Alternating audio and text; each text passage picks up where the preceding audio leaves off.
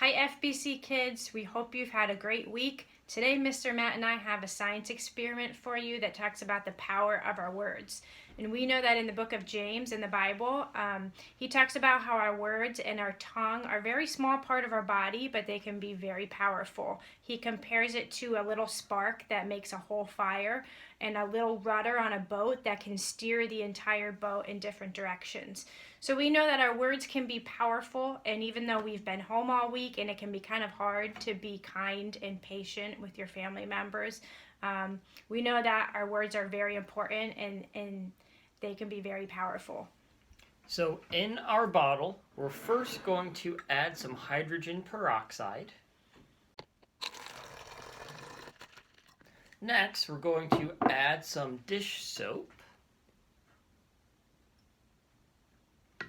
And finally, a little bit of food coloring so we can see some good colors.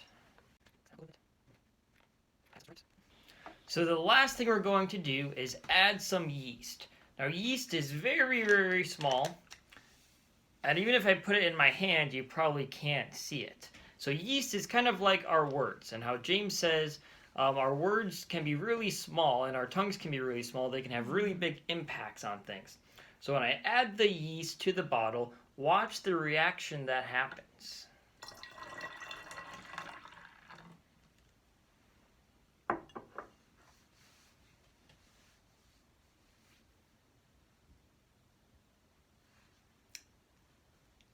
So as you can see, it's going up pretty quickly, right?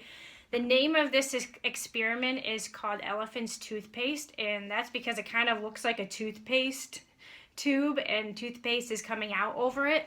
And if you think about our words, just like a toothpaste tube, once you squeeze it, you can't get that toothpaste back into the tube. And even with this experiment, once it's all foamed out, you can't get this back to how it was before we mixed it all together, right? So our words are kind of like that. Once we say things, we can't get them back in. They're very powerful. So sometimes our words can be used to encourage people, say how thankful we are or how much we love them. Other times our words can end up hurting people. So we have to be very careful with what we say because our words are powerful things. So I have a verse I want you to think about this week. It's from Ephesians chapter 4, verse 29. It says, "Do not let any unwholesome talk come out of your mouths, but only what is helpful for building others up according to their needs, that it may benefit those who listen." So this week, while you're at home with your family, I want you to think about that. Think about how James says to be quick to listen and slow to speak. Think about ways that your words can help people. Can you thank anyone? Can you thank people who are working hard, such as your parents or grocery store workers, or making cards for people? You can use your words to pray for people who need help. You can use your words to encourage people who are having a bad day or maybe are feeling a little bit lonely.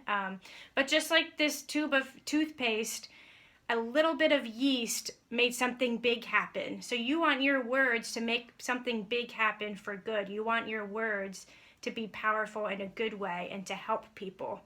So think about that this week. Try to think of ways you can encourage other people. We love you. We miss you. We hope you have an awesome week.